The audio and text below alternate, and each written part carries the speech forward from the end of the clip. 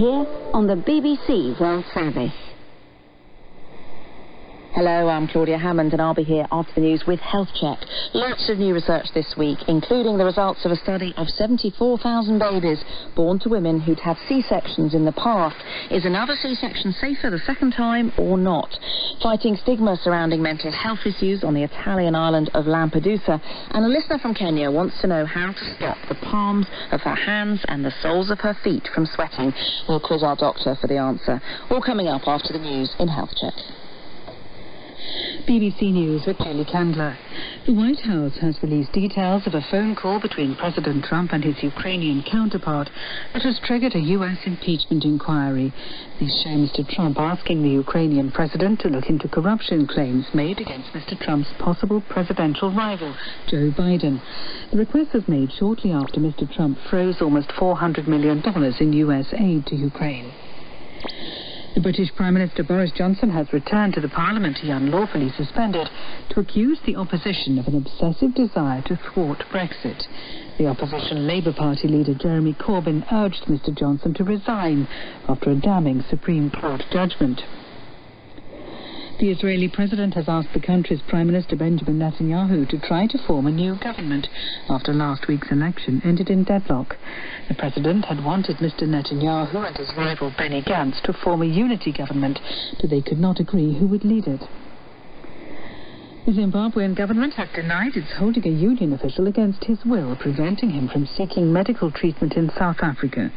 Peter Magombe was abducted earlier this month by suspected state agents after organising a doctor's strike. Kristalina Georgieva of Bulgaria has been appointed the new managing director of the International Monetary Fund. She replaces Christine Lagarde. The United States has decided to remain in the International Postal Union after it agreed reforms. U.S. firms had complained it was cheaper for Chinese e-commerce firms to post goods to the United States than for them to post goods within the U.S. The French journalist Sandra Miller, who launched the country's version of the Me Too campaign against sexual harassment, has been fined for defaming the man she accused. A court in Paris said that by labelling Eric Briand a creep, she had caused him to be ostracised. BBC News. Hi there, I'm Claudia Hammond and this is Health Check, the BBC show where we dissect the latest evidence on health and work out what it means for you. We'll be setting out to answer plenty of questions today with the help of family doctor Anne Robinson and some rather clever researchers.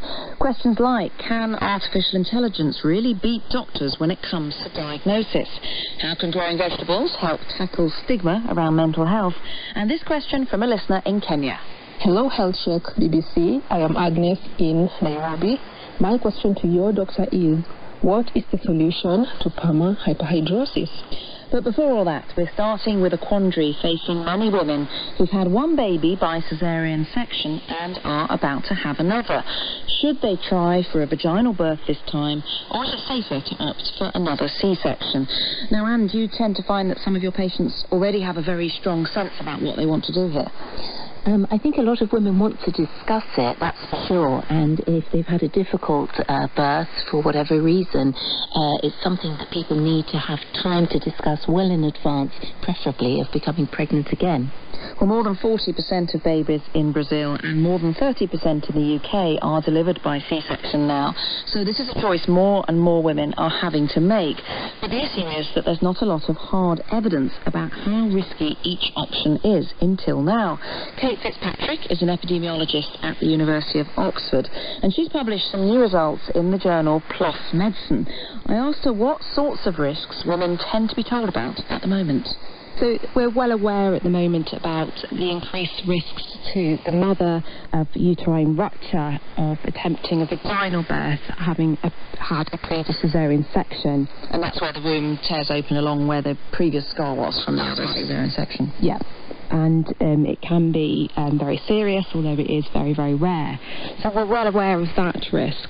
We're also well aware of the increased risk to the mother of various serious complications in future pregnancies that are associated with having multiple caesarean sections.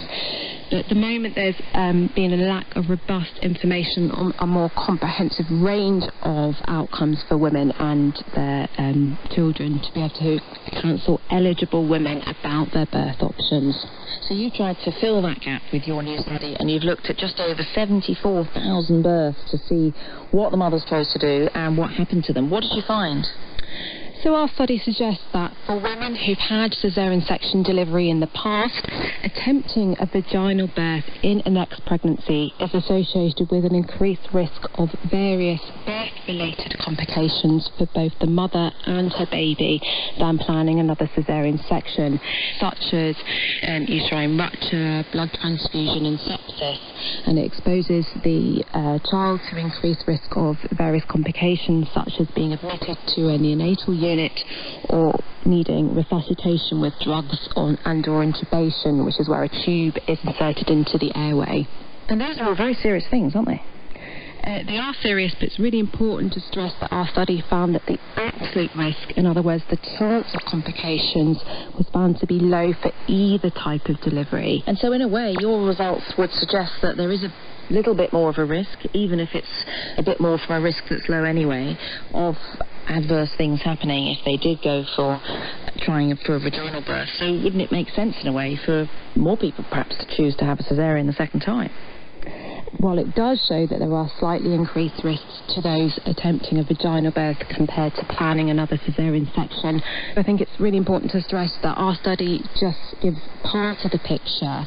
Our findings ideally need to be considered alongside the existing evidence on the increased risk of serious complications to the mother in future pregnancies that are associated with having multiple caesarean sections. I see what you mean. So what do you think parents should make of all this? It's quite hard in practice, isn't it, if you're sort of presented with these figures for the risks, to try and work out what that means for you and what you should actually do.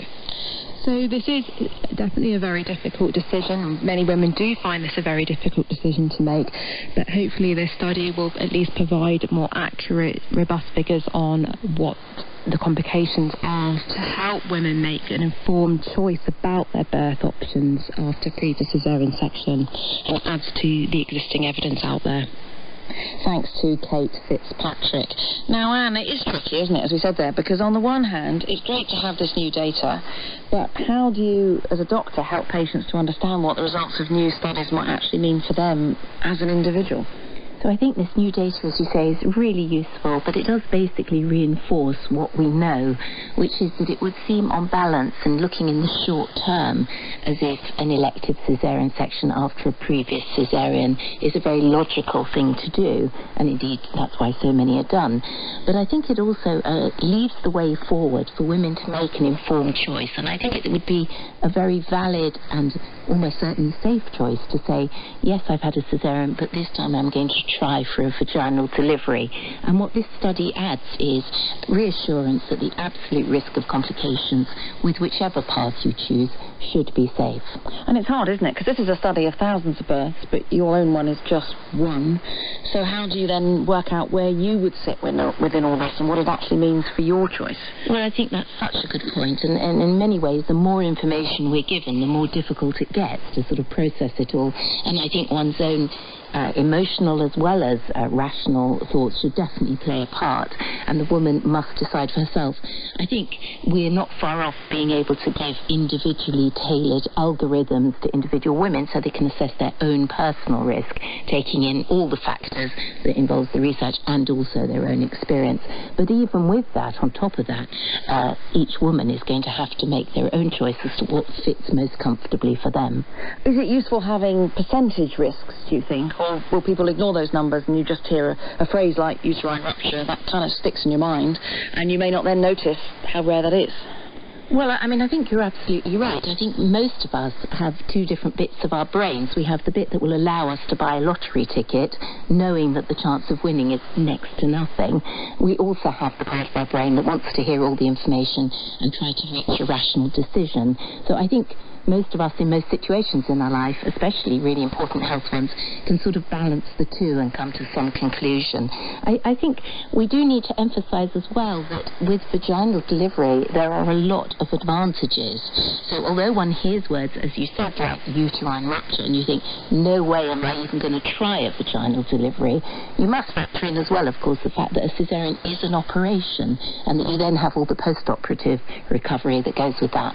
And of course there are some women who have this kind of emotional connection with the idea of having a vaginal delivery and perhaps regretting that that didn't work out the first time, who really want to give it another go, aren't there?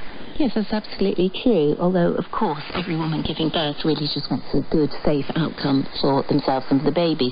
But I think certainly if a woman feels strongly she wants to experience a vaginal delivery, that is going to weigh quite heavily in the decision-making process. Yeah, interesting there. Now, if you cast your mind back to earlier in the programme, we heard from Agnes in Kenya, who wants to know what to do to stop the sweating in her hands and feet.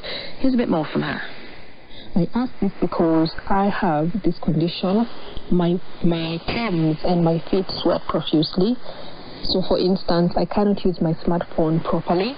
Every time I hold my phone in my hand, they heat up and release water uncontrollably. So I try as much as possible to wipe my palms, which doesn't really solve the problem. So what I do is that I wrap a tissue around my index finger to be able to use my smartphone. When it comes to my feet, putting on closed shoes for extended periods throughout the day causes them to smell afterwards. So I would like to know what my options are and how I can permanently deal with this condition, hyperhidrosis. Thank you. So, this sounds quite difficult for Agnes here. What causes this kind of excessive sweating? Well, excess sweating is, as Agnes said, often a problem that the medical profession doesn't take very seriously, but as she showed, it can be extremely debilitating. I know of people who haven't been able to do sports that they like to do just because their foot slips around and they fall over when they try to run. And as Agnes said about using her smartphone, these are quite debilitating things. So underlying causes are often just some people sweat more than others. It can be due to anxiety. Of course, the menopause makes people sweat. An overactive thyroid, and certain drugs like antidepressants, the citalopram traditionally can cause it as a side effect.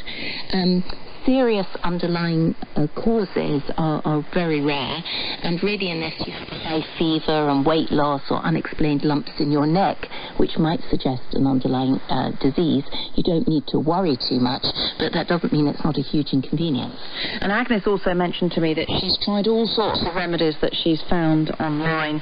Suggestions like using salt and bicarbonate of soda and baby talcum powder. None of these have worked. What should she try? What is there? Well, I think everything she's tried sounds really sensible. There are other things. If you rub antiperspirants, either ones that contain aluminium or non-aluminium ones, if you prefer to avoid aluminium, if you rub it in at night to the palms of your hands and the soles of your feet while you're in bed, that can be extremely effective. The other ways are a bit more complicated. There are certain drugs that you can take, such as oxybutynin, that make you sweat less, but they also cause a dry mouth. So sometimes you're just exchanging one problem for another. People use iontophoresis, which is a little gadget you can buy online. It's pretty expensive, where you have a shallow tray of water and a current, an electrical current passes through it.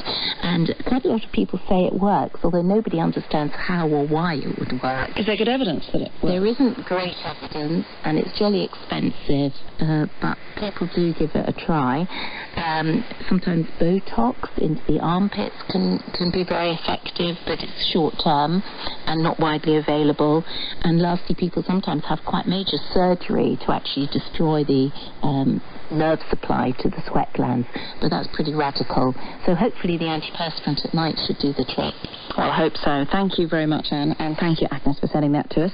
Next, we're off to the small Italian island of Lampedusa. And as in many parts of the world, people here with mental health problems can find they face a stigma, sometimes deterring them from seeking help and also becoming isolated.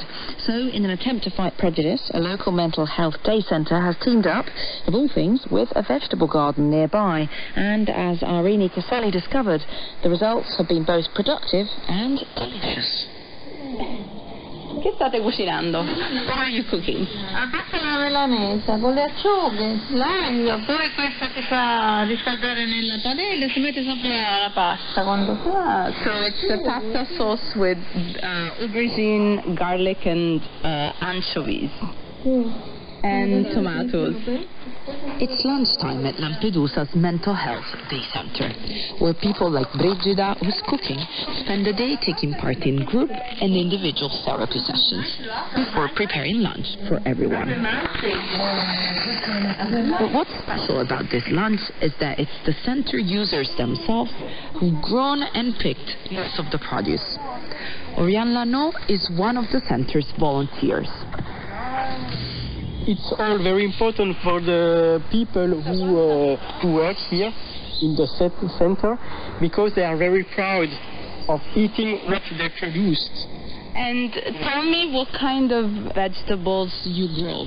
Eggplants, mint, tomatoes, fennel. We all know that vegetables are good for our physical health, and gardening has long been recognized as supporting our mental health too. But the difference with this project is that it's bringing people who are struggling with their mental health right into the heart of the community. Maria Leduisi is the therapist in charge of the day center. L'attività orticolturale per quanto riguarda... The activity in the vegetable garden has been a very important part of people's therapy. It touches on various areas, both psychological and social. This garden is also right in the middle of town and has become an important meeting point. So working in the garden becomes a social rehabilitation activity as well as a way of connecting with nature. A contatto con la natura. Well, Giuseppe, you can hear the sound of construction work on a building just next to us. We are right in the center of town. The main square with the church is just 200 meters away, and all the hustle and bustle of the town is just around us. Everyone is normal and everyone is crazy. That's Silvia Cama. She works with Terra, an environmental NGO that turned an abandoned piece of land into the vegetable garden here today. She says that the natural world is full of diversity, and we should accept diversity in humans too. This is reflected in the garden as private citizens dig alongside those from the day center. Have you seen results throughout these years? Do you see that people come to you with a different attitude? Yes, because over the years I've seen the change in the way the people who come here and the community interact. I think the change has come about because there's more confidence when people meet and more willingness to get to know each other beyond first impressions. Maria Leduisi, the therapist, has also seen change and says that one of the biggest outcomes has been to encourage social interaction. They've become used to interacting with other people and see themselves first and foremost as gardeners, just like everyone else who grows vegetables here. So when it comes to combating stigma, I think this project has been very fruitful.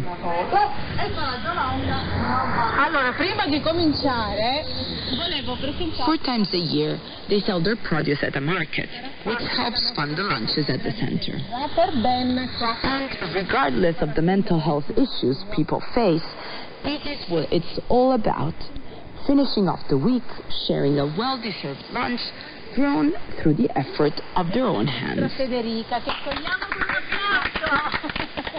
Irene Caselli reporting. You're listening to Health Check from the BBC. I'm Claudia Hammond, and family doctor Anne Robinson is here with me today. I like the sound of that garden. It sounded lovely, didn't it? Oh, it sounded joyous. There is no downside to that project, is there? Good, isn't it? Do you think we'll see more things like this?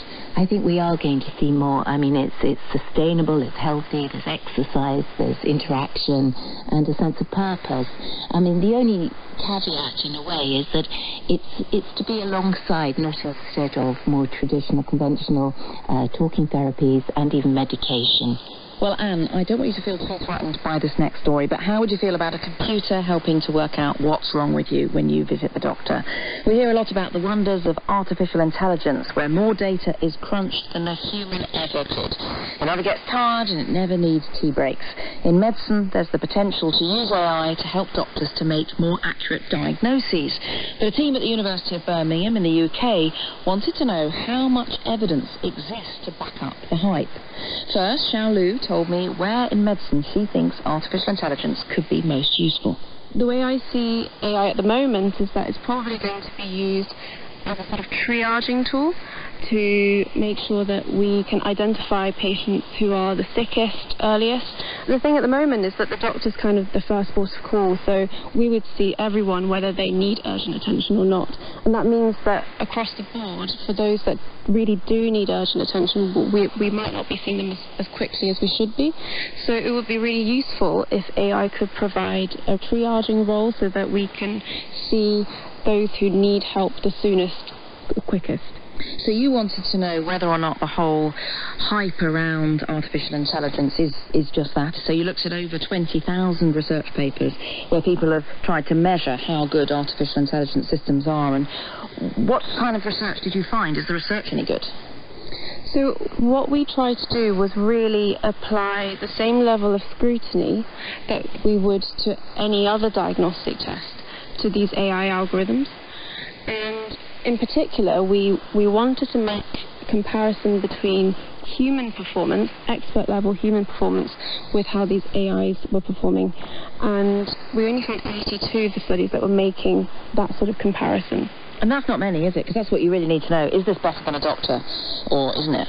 Yeah, and just considering them in isolation might be useful in the initial validation stage, but ultimately we want to compare it with what's the standard of care now. So of the best designed studies, how did artificial intelligence measure up against seeing a real doctor? So in the best studies, what we found was that the AI accuracy was equivalent to human clinicians. So that's good, isn't it? Well, I think on a very superficial level from the sort of headlines from studies that have come out, it seems to be giving the impression that AI might have superhuman performance, but we wanted to really challenge that and assess that claim in a really robust way. But actually we're very encouraged that AI algorithm seems to be able to reach expert level accuracy, even if it's in a small number of studies. And I want to bring in Alistair Denniston, who's Professor of Ophthalmology at the University of Birmingham, and you were part of this study as well. Now, you're a consultant ophthalmologist, so you actually see real patients. What do you think about whether patients like seeing a machine that's trying to work out what's going on, or a computer that's trying to work out what's going on, rather than a real doctor? We see this as a tool to support real human doctors and other health professionals. It's a bit like, we use a whole range of instruments and diagnostic tests to help us reach a particular diagnosis. We don't purely go on our clinical judgment and ignore X-rays and MRI scans, etc. And in the sense, using artificial intelligence diagnostics around those images is a way of improving our diagnostic skills and really trying to ensure that we make the absolute best possible diagnosis on the information given. Because as humans, we are quite variable, actually. Even an expert's performance will vary a bit day to day, whereas you can rely on these machine learning and deep learning algorithms to perform consistently. So I think this is about supporting humans and discovering what the place is in the care pathway for these new tools. And in your field, have you seen things that artificial intelligence can do that you can't? Can it spot things better than you can? Oh, that's a brilliant question.